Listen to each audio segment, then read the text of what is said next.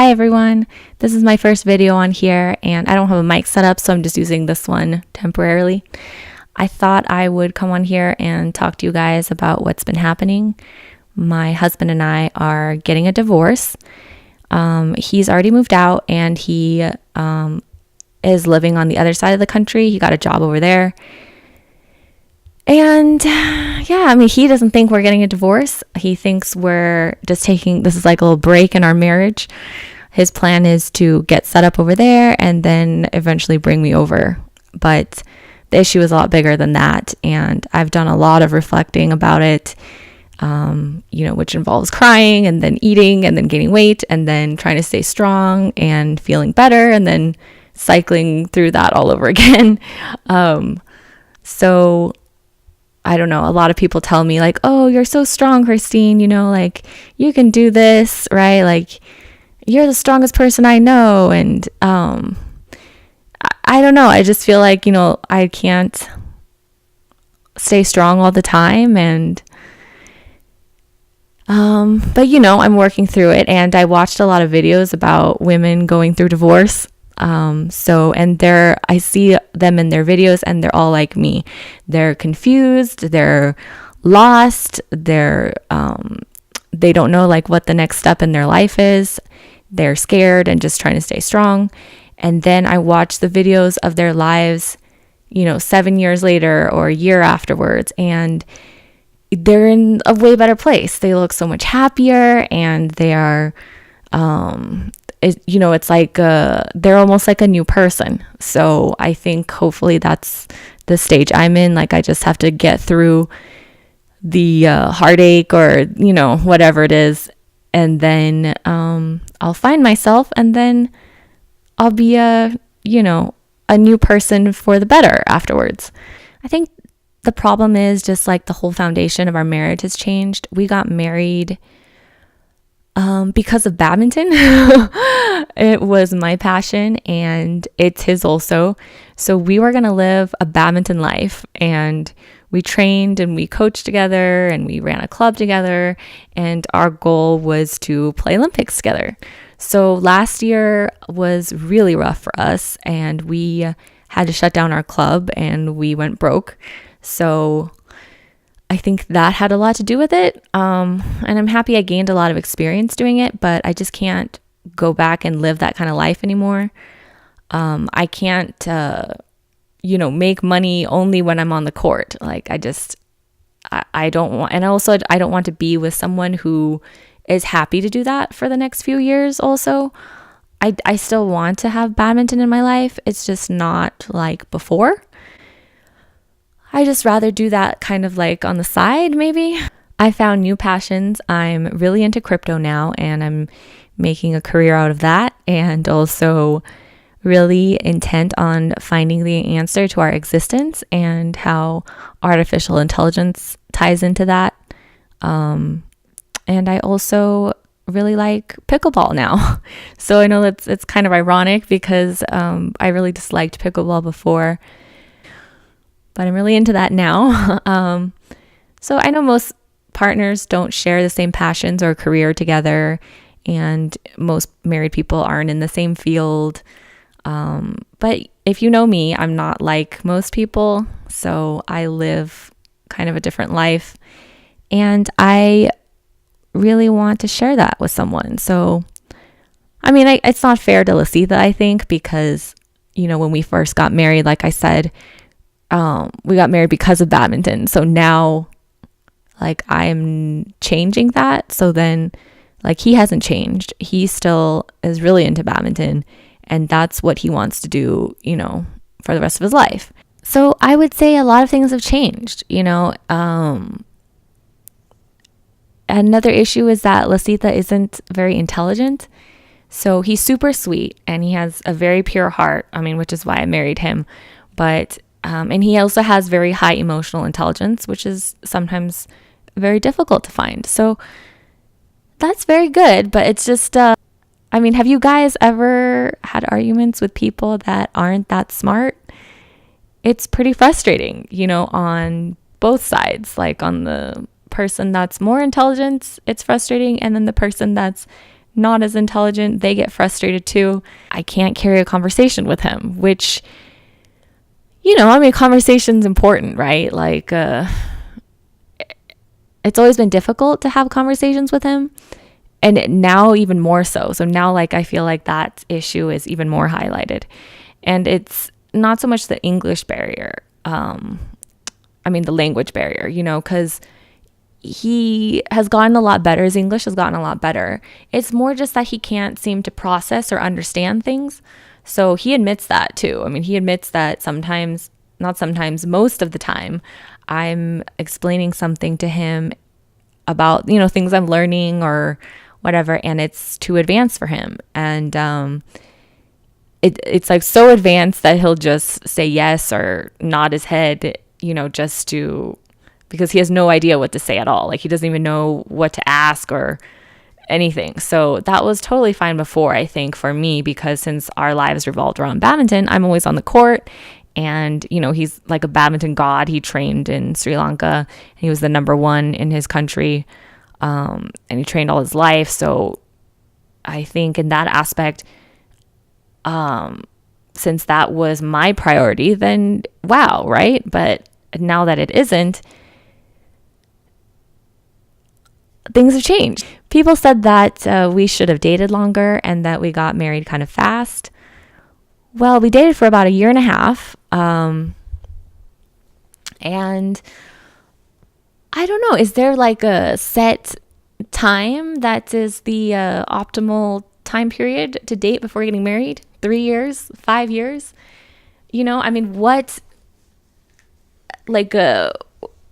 How long do you have to date before that's like a guarantee to make your marriage last? 5 years, then for sure you guys will be able to have a long lasting marriage.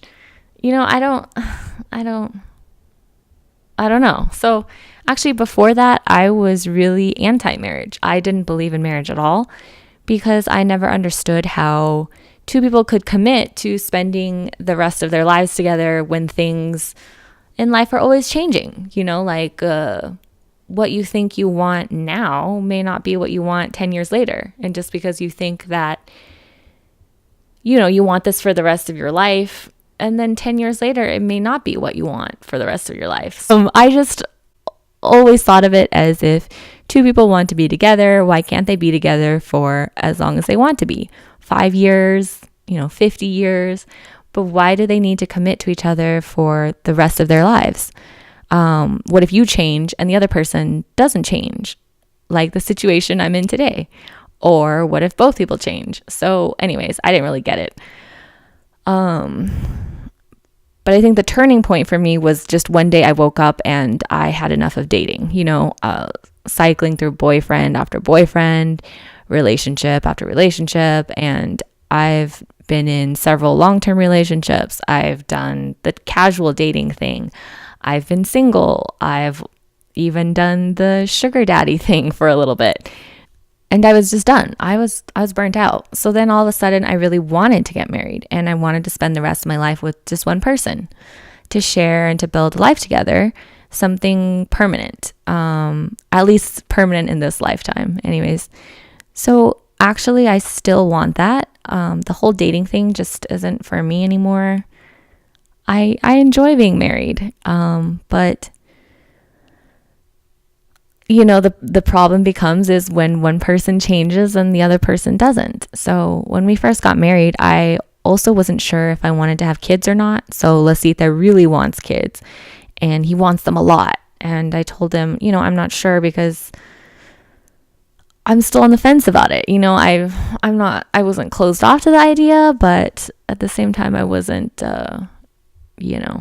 dead set on having children. So, and I told him that. I said that, who knows, right? Because I used to be super against marriage, and then all of a sudden I really wanted to get married. So maybe I would change my mind. But now, as the older I get, the more and more I realize I don't want children. I really love kids. I love coaching kids. They're a lot of fun. I love spending time with them, but I just don't have the energy or the time to raise my own children. So, and I know that's something that he really wants. he talks about how much he wants that normal life, of raising kids and having a regular job and like taking the kids to the park or whatever. So I don't really want that. I want something different in life. Like I want to find answers. So I guess this is a good change for the both of us because, I also felt like ever since we got married, I've been holding his hand and like showing him the path, right? Like what to do and stuff. And I also feel like maybe he feels less masculine because of that. And he can't like be a man because I'm always like taking control and showing him the way. So, I think maybe our journey has come to an end because I love Lasitha a lot. I love him so much. But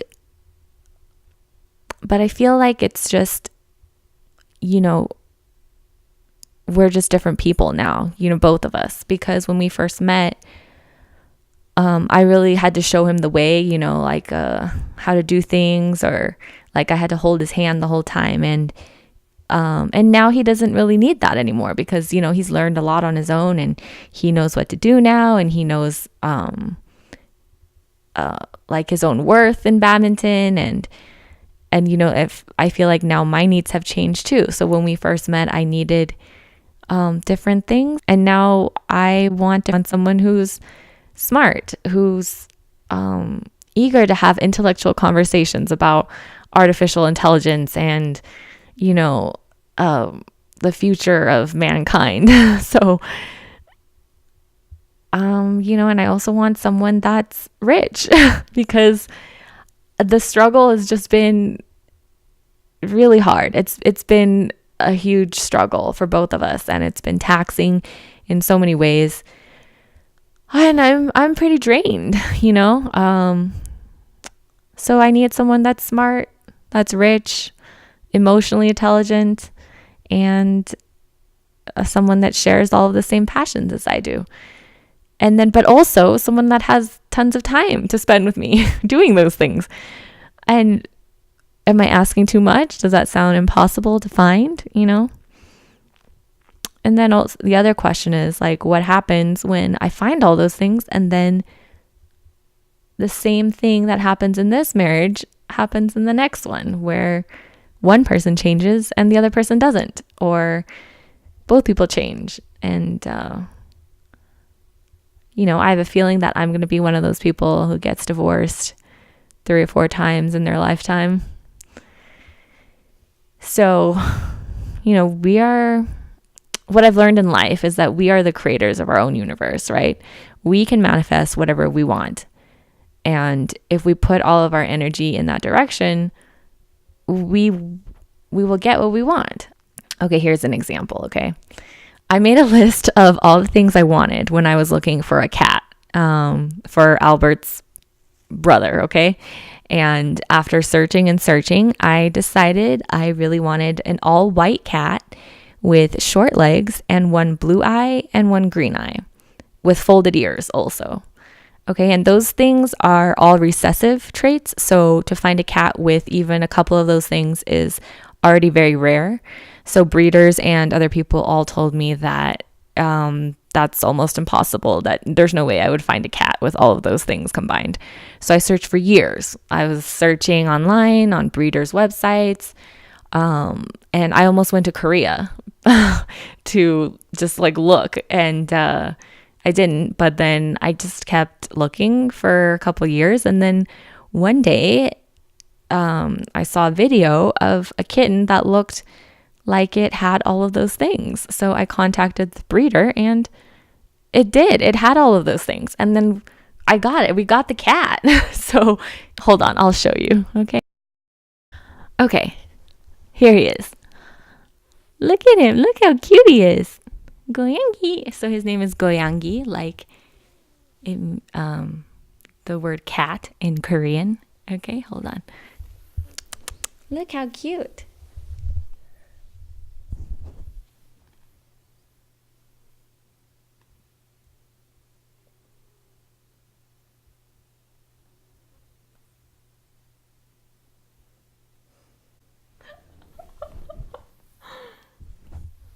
So yeah, so there he is.